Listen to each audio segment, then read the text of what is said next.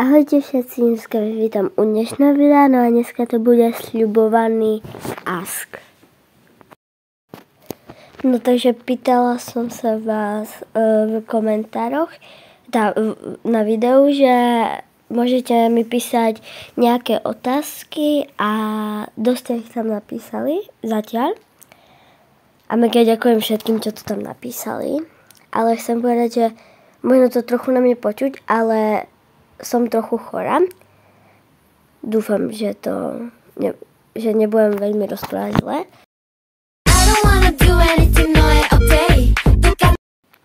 No, takže prvá otázka je, co děláš rada ve voľnom čase? Tak, počúvam pesničky, chodím ráno po byte a vymýšľam si niečo, keď napadí na videa. Aj robím videa, teraz je to halloweensky kalendár. Alebo ešte pozerám niečo na telke. Come on, it's gonna be fucking hard. Teraz to budú otázky od Park Minchubany, ktorá mi tu napísala veľa otázok, za čo aj ďakujem. No, prečo sa voláš práve Mini? Tak to je dobrá otázka. Ja som, keby sa volala Lisa, ale proste som už potom nechcela, lebo Lisa sa teraz volá skoro každý. A som si proste potom vymyslela, že ja som vtedy mala veľmi rada Idol a moja báza je práve z Idolu Mini, takže som si vymyslela. Teraz som sa aj volala K-pop SK Jenny, ale neviem, čo ma to vtedy napadlo. Už by som sa tak nechcela volať. No, kedy začala robiť veľa na TikToku? To je dobrá otázka.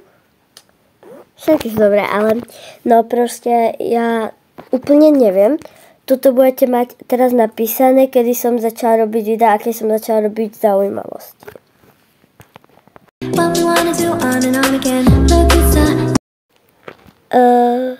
Aké seriály, filmy pozeráš rada? No, teraz ako také, čo chodia napríklad na Markíze, Vojo, čo sú napríklad Farma, ale to reality show. No, ja skôr tak, ako Love Island, pre nevestu a ešte Survivor.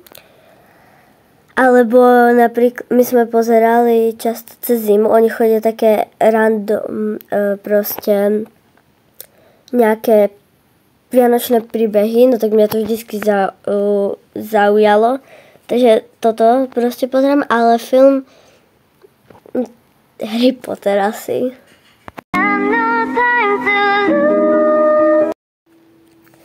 Najobľúbenejší predmet v škole. Tak je tomu skôr aj podľa učiteľov. Takže teraz asi angličtina, lebo tam máme strašne dobrú učiteľku. A s ňou máme aj techniku, takže asi aj technika. Odkedy počúvaš K-pop? No, ja poznám K-pop už 4 roky, ale počúvam ho 2 až 3 roky, presne si nepamätám. No, máš nejakú skupinu, ktorú nemáš rada? No, mám, ale nepáči sa mi koncept. X-Love, neviem, ako sa to číta. Dúfam, že viete, ktorú myslím. Proste oni majú nejaký koncept, sa mi zdá, že no gender, alebo niečo také, že bez pohlavia, alebo niečo také. A mne sa to akože nepáči. Ich pesničky sú dobré. Toto alebo One and Only. Ale tak toto tie pesničky sú ako dobré. A nemala by som si problém kúpiť ich nejaké album. No takže toto boli všetky otázky. Keby ste sa ma ešte na niečo chceli spýtať, no tak kľudne odpoviem. Keď to bude viacej otázok, no tak budú v ďalšom dieli. A ďakujem, keby ste ma podporili odberom, lajkom a nejakým pekným komentárom. Toto bolo všetko. Zatiaľ majte sa dobré, takže ahoj.